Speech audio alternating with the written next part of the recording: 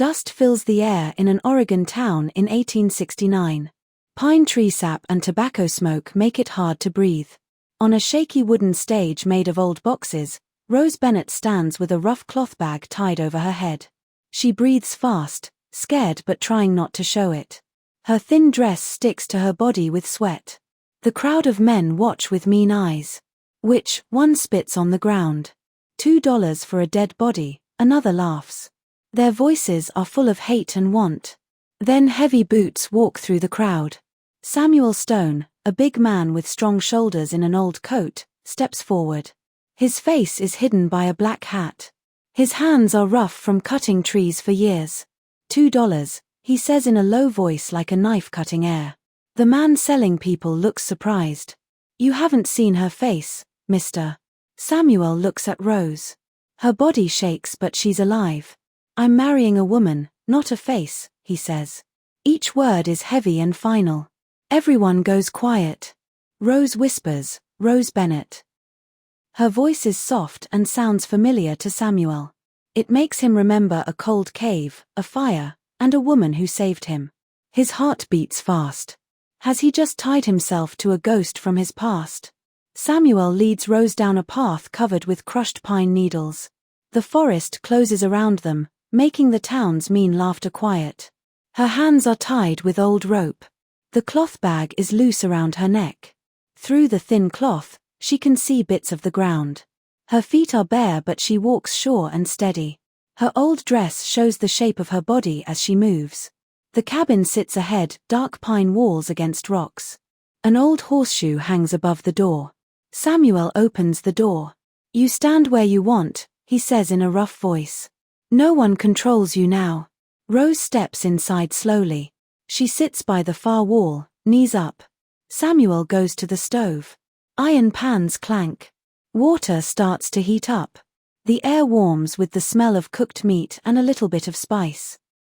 He puts a wooden bowl near her with steam rising up, then steps back to give her space. He doesn't ask questions or push. He just watches the fire burn steady. Rose's breathing gets calmer. She lifts the bag's edge just enough to see the bowl. She moves like she's learned to live half hidden. What's this? She asks softly through the thin cloth. Samuel stirs his own bowl. Food for the last one standing. I cooked it after long days in the woods. Always made 2 bowls, even when no one came. Rose tilts her head. A piece of dark hair slips out, touching her jaw in the firelight. Why 2? She asks quietly. Samuel holds his spoon tight. For my wife. After the war. For coming home alive. Now for you. A sound comes from her, almost a laugh but stopped quick. She lifts the bag higher and eats slowly, like she's tasting trust itself. Samuel keeps his eyes on the fire, but her presence fills the room. That cold cave stays in his mind, her voice, her hands, the fire she kept burning. He wants to ask if it's her, if she's the one who saved him, but the words won't come. You don't know me, she says, her voice sharp now like a wall going up. Samuel leans forward. Firelight makes shadows on his face. Don't need to. Not yet. But her breath catches with unspoken fear. Her body curls tighter. The bag is like a shield against his look. Spring comes to the Oregon pines. Wild flowers make the air smell sweet. Rose moves with quiet grace now. Her steps are sure. She works beside Samuel, her hands skilled as she sews his torn shirt by feel. Her fingers are scarred but steady. Samuel swings his axe, wood splitting. Each crack is a fight to bury the heat her closeness makes him feel. His wife's promise chains him, a vow carved in loss. But Rose's presence burns like a hunger he can't stop. One evening, storm clouds bruise the sky. The air is thick with coming rain. Samuel finds Rose by the river getting water. Her fingers work to loosen the bags not so she can see the bucket's edge. She hums a sad song, the tune slipping through the cloth, cutting Samuel like a blade. It drags him back to that cold cave where her voice kept him alive. She bends to fill the bucket. Her dress pulls tight, showing her shape. She turns, sensing him, and the bucket slips. Water splashes, soaking her dress. The wet cotton sticks to her legs, white and soft in the fading light. Her breath quickens. The bag flutters, showing the soft line of her jaw and trembling lips. "Rose," he says, his voice thick with need he can't hide. She freezes. Samuel steps closer, his boots sinking in mud. His heart pounds wild. He's been alone for years, and her body pulls at him raw and strong. His hand lifts, shaking, brushing the bag's edge, touching the warm skin of her neck. Her heart races under his rough fingers. She gasps softly, a sound that sends fire through him. He leans close enough to smell pine and river on her skin. Her breath is hot and fast. Her head tilts. The bag slips higher. Her lips are inches from his, full and waiting. Samuel's hand moves down her shoulder, fingers touching the damp cotton, tracing her breast but stopping just short. Her chest heaves, pressing against his touch. Her body arches like a silent plea. He growls low, wanting to rip the bag away, to see her, to claim her. But his vow to his wife screams in his head. He pulls her closer. Their bodies brush. His leg presses against hers, warm and firm. Her hands grip his coat, fingers digging in. Her breath shudders against his jaw. He tilts her chin up. Their lips hover so close he feels their heat. A sharp crack splits the night, a branch breaking in the pines, too close, too planned. Samuel jerks back. Rose stumbles, pulling the bag down. The moment breaks. The forest goes still. Far off hoofbeats can be heard. "Someone's out there," Samuel says, his voice hard and low. His hand finds the knife at his belt. Rose grips the bucket tight. The bag snaps back in place like a shield against the world. The hoofbeats get louder. A shadow breaks through the pines. Marcus Gray, a bounty hunter, steps into view. His coat is torn. His eyes are sharp as a blade. "Looking for work, Stone," he says, but his look rakes over Rose, staying on the wet dress and hidden face. "Heard you got a new wife." Samuel steps between them, stance wide, protecting her. "Ain't your concern," he growls. Marcus smirks, fingers brushing his gun. "Might be." Talk's going around about a girl with a scar, running from blood. Rose's hand touches Samuel's arm, shaking. The air crackles as storm clouds roll closer. Marcus turns and melts into the trees, but his words tighten like a noose around them. The forest hums with danger. Marcus Gray's hoofbeats echo away. Samuel stands stiff, hand on his knife. Rose hides behind him, breathing sharp through the cloth bag. Marcus's words, a girl with a scar running from blood, hang heavy like a noose around them both. Back to the cabin, Samuel says low and urgent. He pulls her along the narrow trail.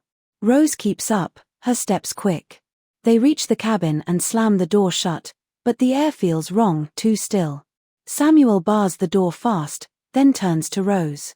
"Tell me, what's he chasing you for?" Rose waits, her fingers tight on the bag's knot. "I killed a man," she says steady but low. "Back in Missouri.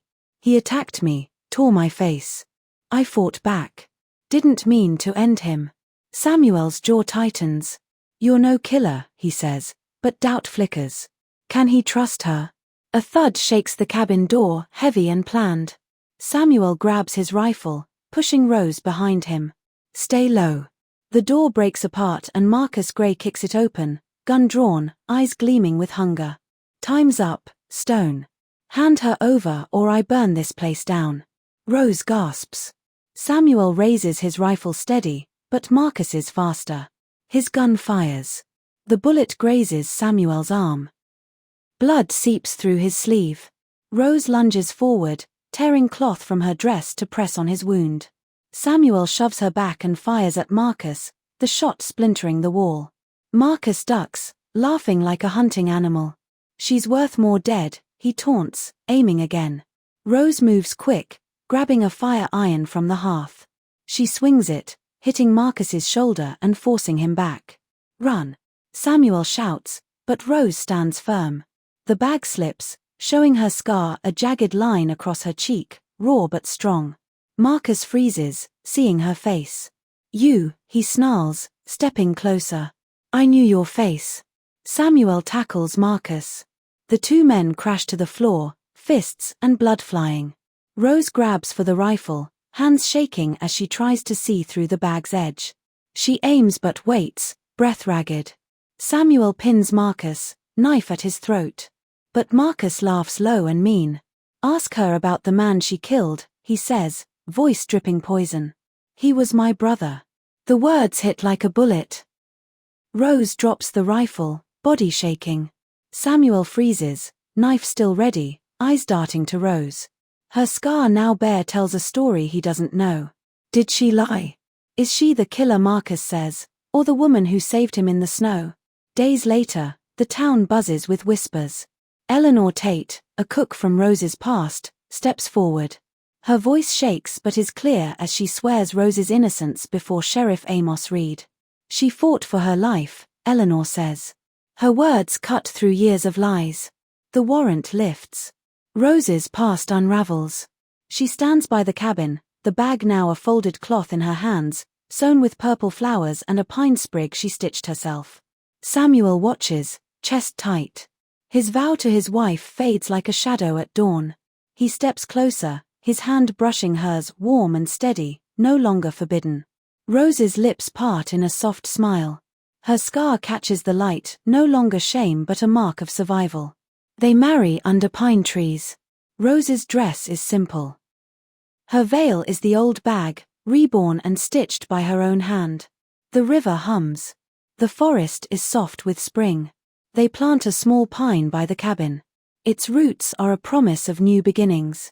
As the sun sets, Rose's hand rests in Samuel's. Her fingers trace his rough skin. Their scars join together. The path ahead stretches out, not without shadows, but together they walk it, saved and free.